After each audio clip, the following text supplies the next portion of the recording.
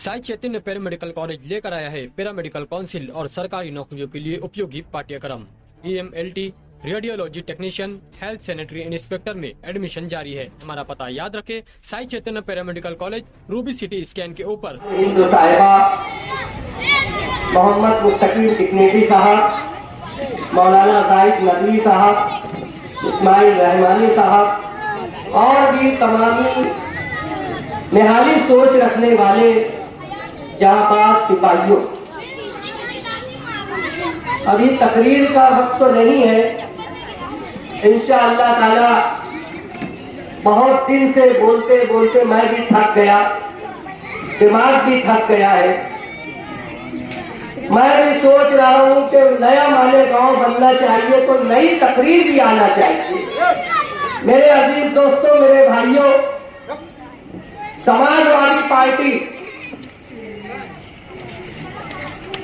एक ऐसी पार्टी है पूरे हिंदुस्तान में कि जिसे सिर्फ एक फिक्र होती है कि हिंदुस्तान की आवाम, चाहे वो हिंदू हो, मुसलमान हो, किसी समाज का हो, किसी बिरादरी का हो, हमारे देश की आवाम किस तरह सुकून की सांस ले सकती है, इत्मीनान से रह सकती है, इसके लिए समाजवादी पार्टी मुसलसल जद्दोजहद कर रही है।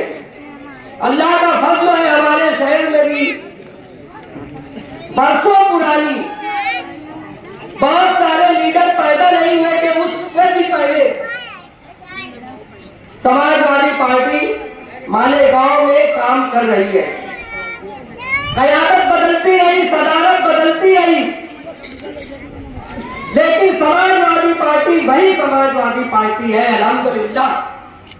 और आज जिन लोगों के पास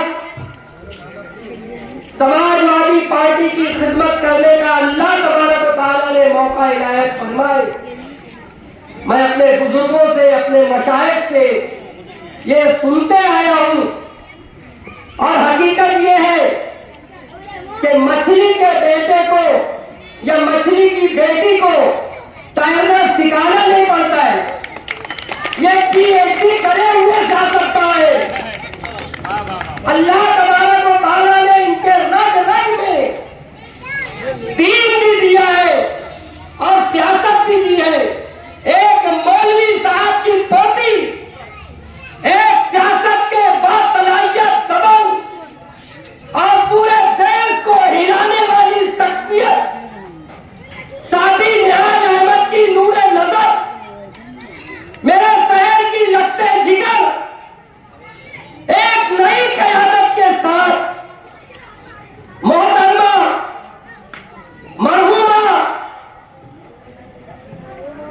आयशा हकीम के बाद मालेगांव की क़यादत कौम की एक बेटी के हाथ में इंशाअल्लाह आने वाली है। मेरे अजीज दोस्तों, याद रखो कि सलाहियत की बिना पर आज हम कहीं रिश्ता करने जाते हैं तो रंग भी देखते हैं, पढ़ाई भी देखते हैं, सलाहियत भी देखते हैं। इसलिए देखते हैं कि अगर वो बेटी हमारे घर आ जाए तो हमारे पूरे घर का निजाम संभाल ले।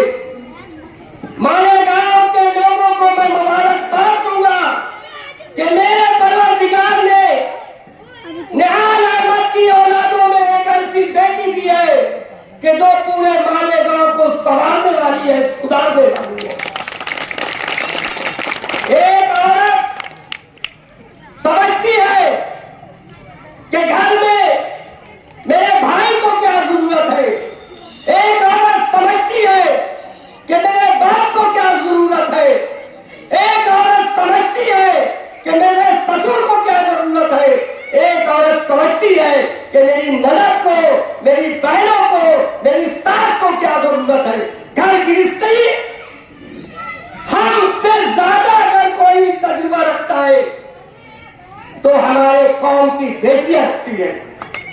आप इस बात पर मैं लफाजी नहीं कर रहा हूं, मैं आपको हकीकत की तरफ ले जाना चाहता हूं। कहीं आपके महल्ले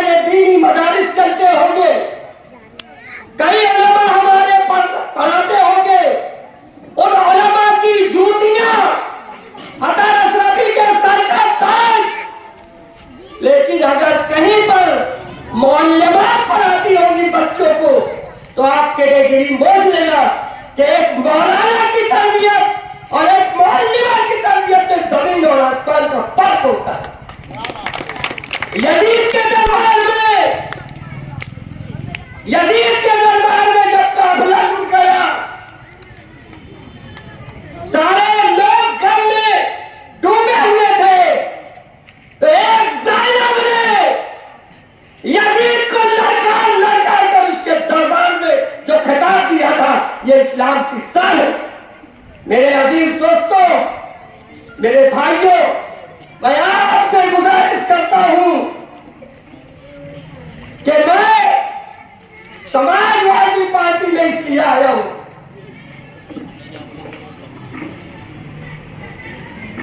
कि बचपने से मैंने 25,000 ऐसी बेटियां होगी जिनका घर उजड़ने वाला होगा, जिनके घर में नाइतफाकी होगी, समझा बुझाकर उनकी ससुराल भेजाया। कोई मायके भी थी तो वहां से उनकी जो जिम्मेदारी है वहां भिजवाया। ऐसे ही न जाने अल्लाह तबारक व तआला ने बचपन में से न मुझे बीड़ी का शौक है, न मुझे कोई दूसरा शौक है। शौक है तो ये है कि अगर ये बच्चे की उंगली पकड़ के मैं स्कूल ले जाऊं तो इस पे मैं फख्र करूंगा। और मैंने देखा कि समाजवादी पार्टी इंशाअल्लाह तबारक व तआला वो दिन आएगा कि हम कहेंगे कि हमने बहुत देर कर दी, लेकिन अल्लाह ने अब वो टेप लाया है। ये खिदमत खल्क़ करना इनकी रग रग में शामिल है।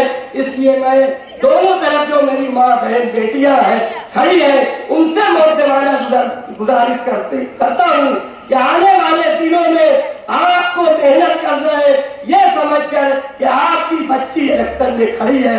याद रखो, हमारे बच्चों का मुस्तकबिल बर्बाद हो रहा है, हमारा वक्त तो ज़ाय हो रहा है। इस वक्त हमें होश की जरूरत होना चाहिए। अपनी बात यहाँ पर बस ये कहकर मैं खत्म करता हूँ।